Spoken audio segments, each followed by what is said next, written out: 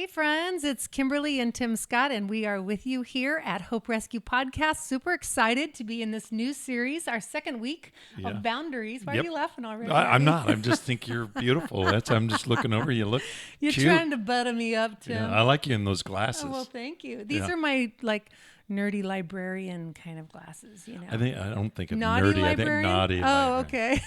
okay. I prefer that, but That's a little awkward. creepy for our listeners.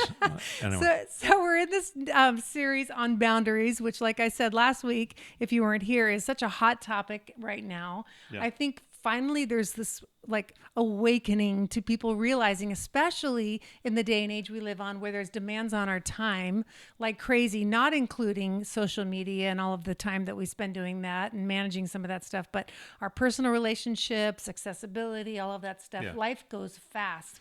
And juggling a family in the midst of it, it gets crazy. So today, what we're going to do is we're going to take a bite out of this slice of the pie, or a slice out of the pie, and we're going to identify toxic relationships in your life. Because really, the thing is, it's important that you identify the impact that people have in your lives, whether or not they are life-giving or life-taking from you. If they are life takers, they aren't necessarily under the label of completely toxic people. There's a lot of people who are kind of needy.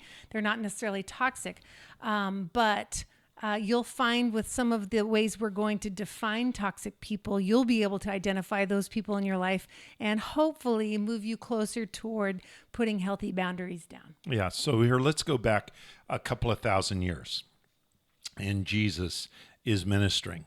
Now, Jesus has got probably more energy than anybody. He's human, and so he does need to rest. But he's got energy because he doesn't have all of the diseases, and he's not subject to all of that. But he can be on the go. But his disciples, he started to get worried about them because what was happening was these people were just clamoring. And we're going to get into this a little bit more in the weeks to come, but they were clamoring to get next to these disciples. Primarily, these are good people, well-meaning, but they wanted healing. Yeah. They wanted to be healed. And so Jesus said this in Mark 6:31, "Come away by yourselves to a secluded place and rest a while." And then Mark puts this in there as kind of a parenthetical thought about what the motivation was in Jesus saying that. He says, "For there were many people coming and going, and they did not even have time to eat." Wow. So they were, and I've seen ministry situations, especially on the mission field, where you're on the go all the time, and there's these demands. I know your parents, they fly across the world, go to Africa. In their 70s. Yeah, still. in their 70s. They get off the plane. They're rushed to a place. They have no time to rest. They start preaching and teaching, and they do several services a day, and they're on the go, and then they come back and they're kind of spent for several weeks, but they have a chance to back off. But what happens with that's a healthy person. Those are primarily healthy people that are just wanting help. Right. But what do we do when we talk about toxic people?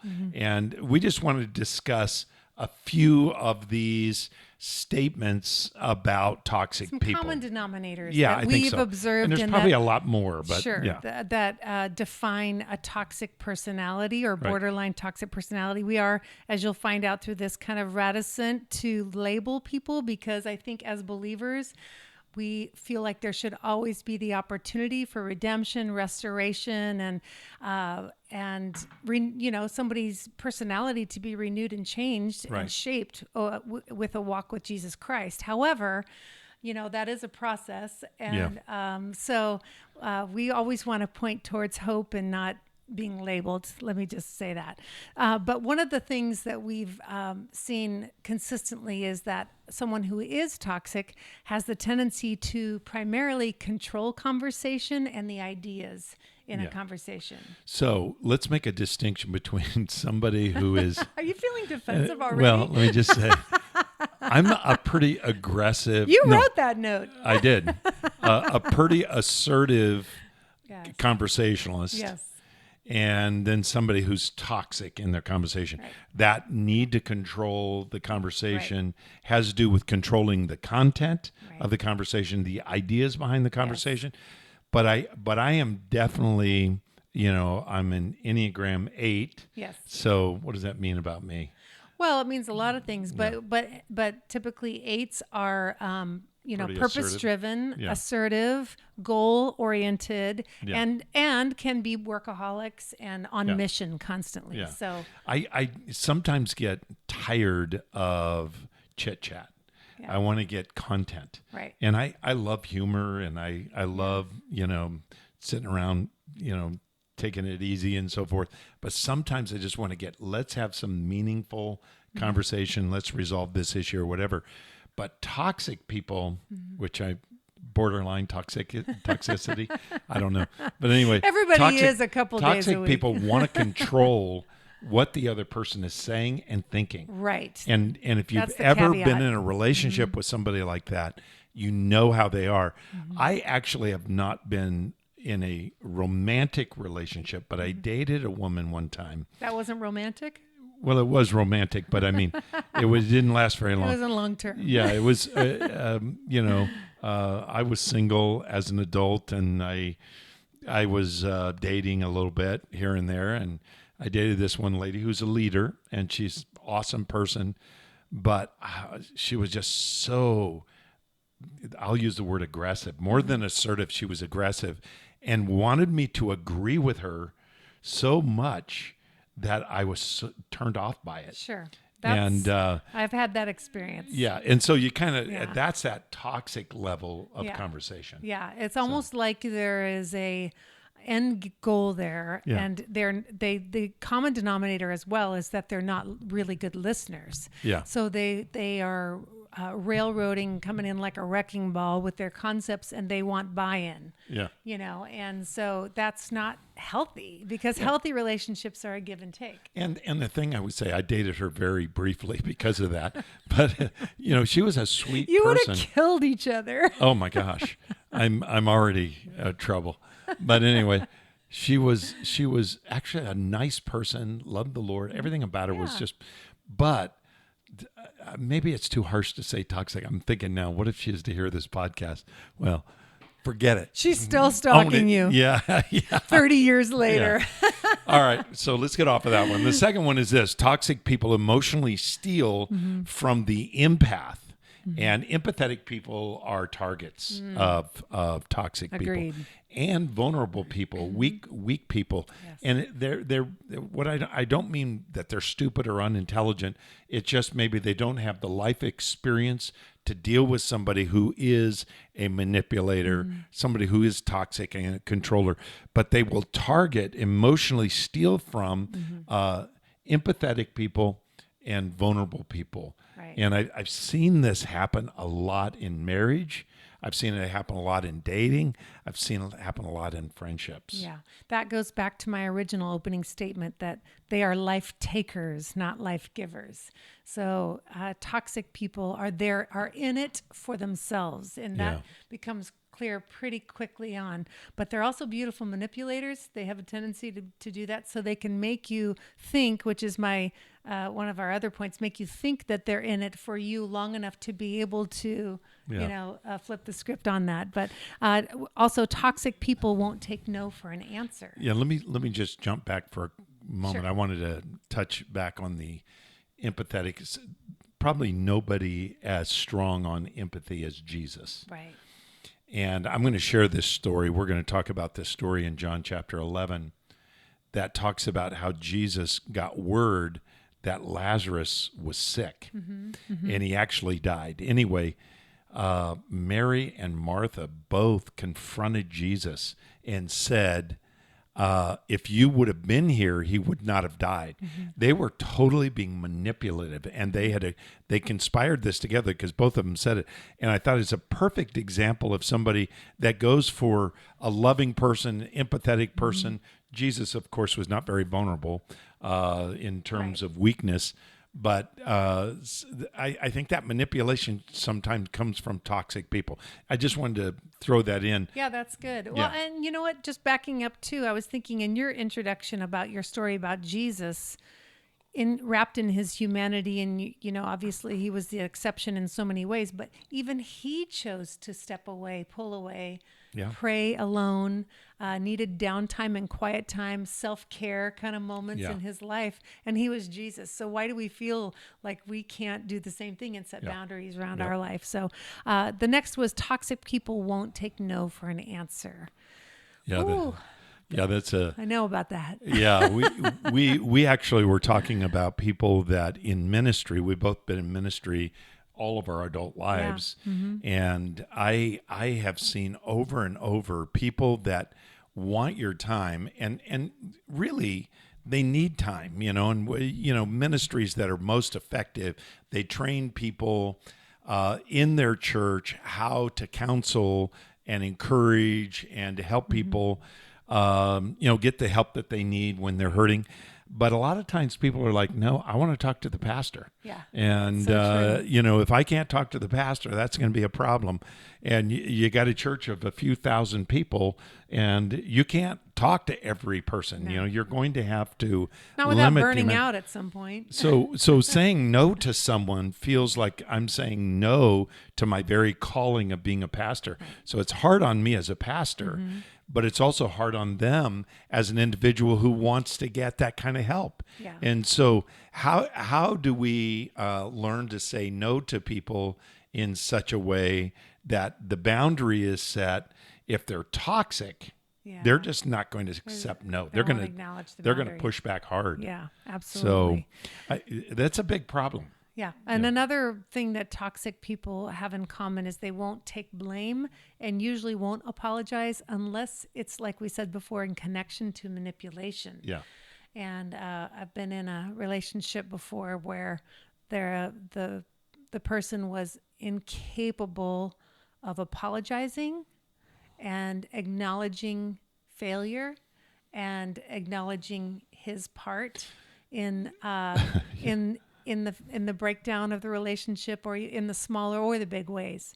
This was years ago, and it's like you're made to feel a little bit crazy in that, because then we'll talk about this later too, but it tends to make you feel like then I'm the broken one. This is all must be going on in my head. So think about this. The very first response of Adam after he sinned. Yeah. His first response was to cover himself. Obviously he had shame. Shame always says, I need to cover this. Hide. So he looks for a way to cover his sin. Both Adam and Eve did.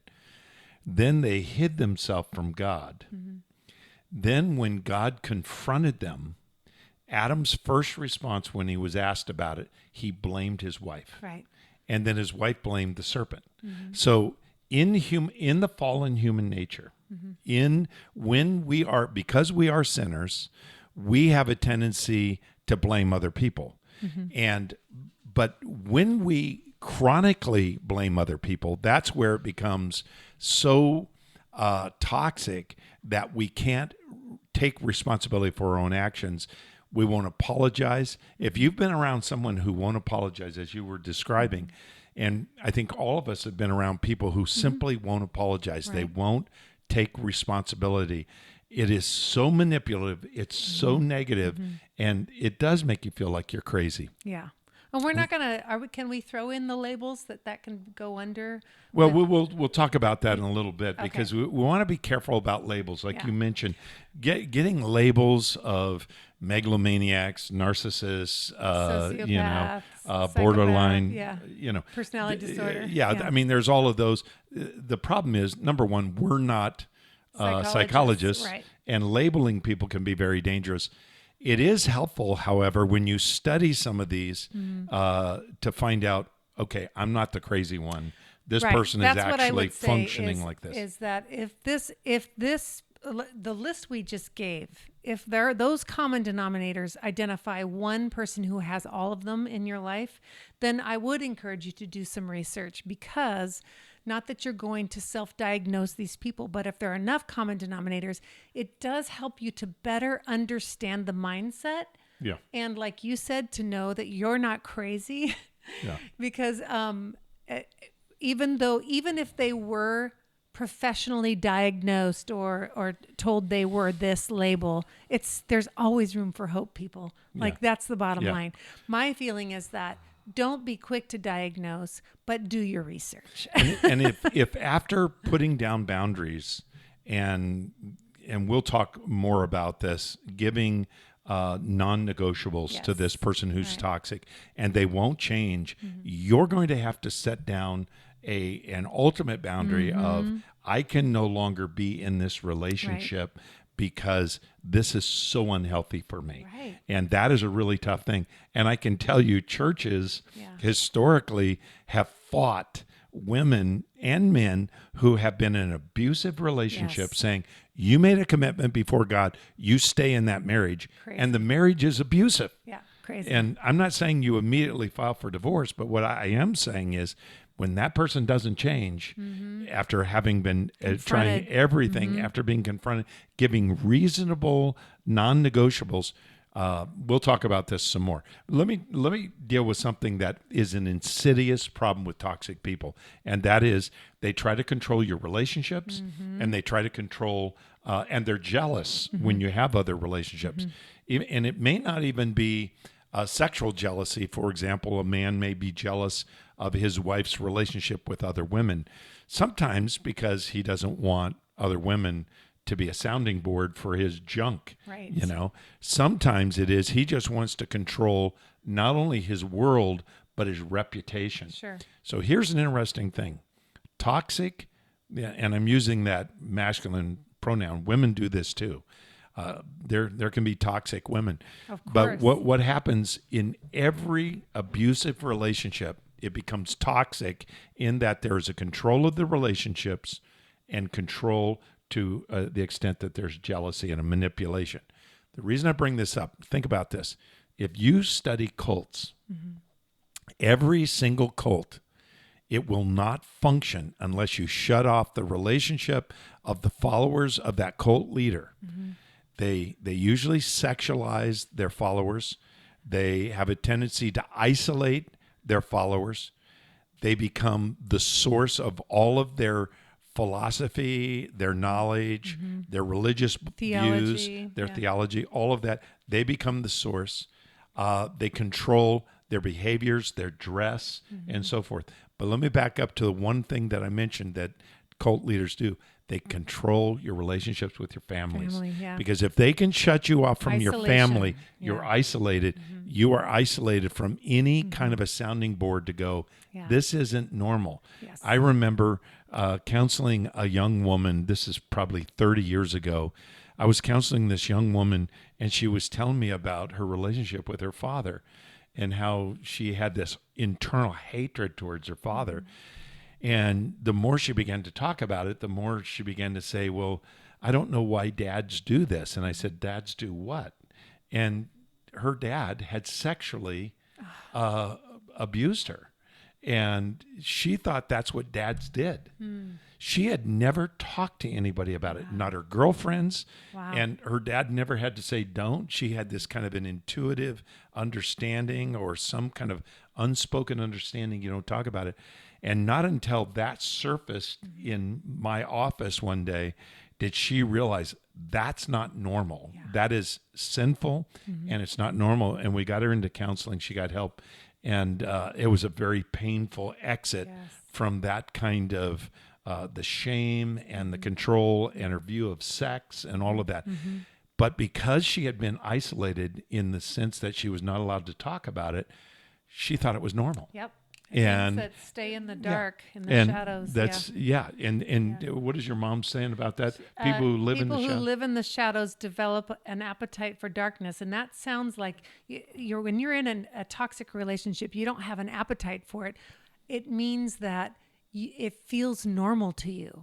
So it becomes comfortable. The discomfort becomes comfortable. Yeah. And until you're extracted from a toxic relationship, you don't realize to what degree you were in a potentially abusive situation until the lights are turned on and you're not in the shadows anymore. That's the key, the light. Yes. So light is by its very nature an exposer. And this is one thing for those of you who may be listening who are in an abusive relationship. First, make sure that you're not just saying it's abusive, it's actually abusive, because some people, the husband comes home 30 minutes late, and so that's abuse.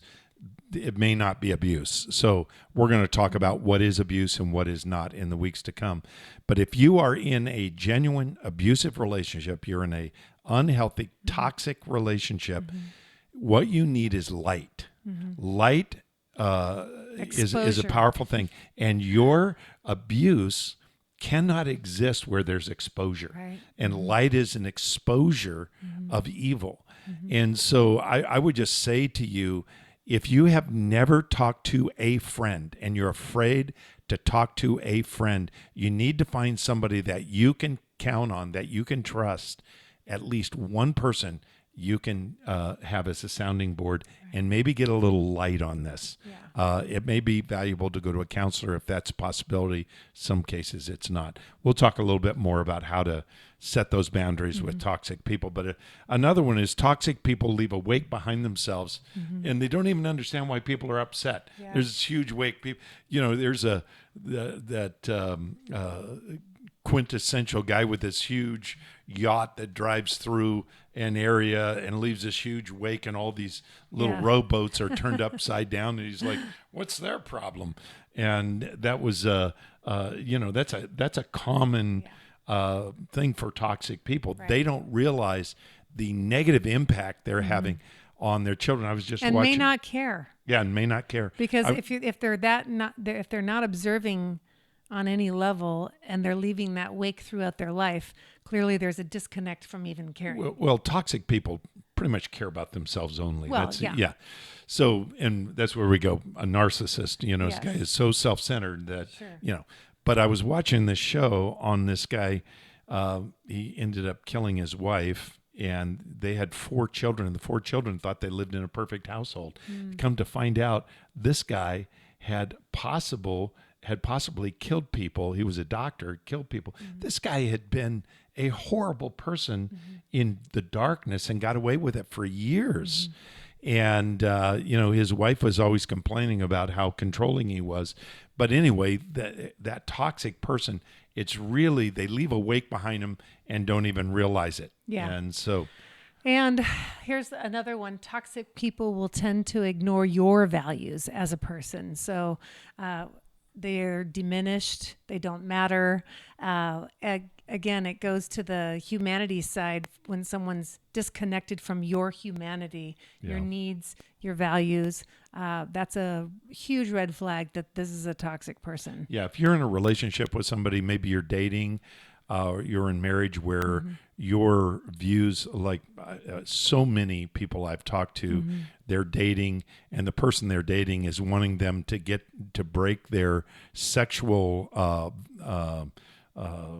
proprieties and morals for that person's gratification. Yeah. That's a real problem. Yeah. So I just want to start uncovering this idea of gaslighting. Okay. I don't know if we're going to have a lot of time. We don't have a lot of time. Should we save it for next week? Let me just kind of get into it a little bit. We can break it down next week. Yeah. Let me just say, for those of you who've never heard the term gaslighting, gaslighting is a term in psychology that has to do with manipulating people to make them think they're crazy. Now, I'm going to bait you so that you'll come back and listen next week, because gaslighting is real. It's a real thing. And it actually comes from a movie from the 1940s and 1950s. It was the manipulation that goes on by this husband to his wife. So I would encourage you to come back next week. How to set boundaries, how to set margin in your life, how to do this in a way that keeps you safe, makes people feel loved, and then marginalizes, sorry to use that word, eliminates toxic people from your world, which I think you need to do. So This has been Hope Rescue podcast. We're Tim and Kimberly. We're glad that you've joined us. Invite a friend. These podcasts are really important, and they're very valuable for people that are going through this. Invite your friends to join us. And a simple way to find us is to go to hoperescuepodcast.org. Thanks for joining with us. We'll see you next time. Bye, guys.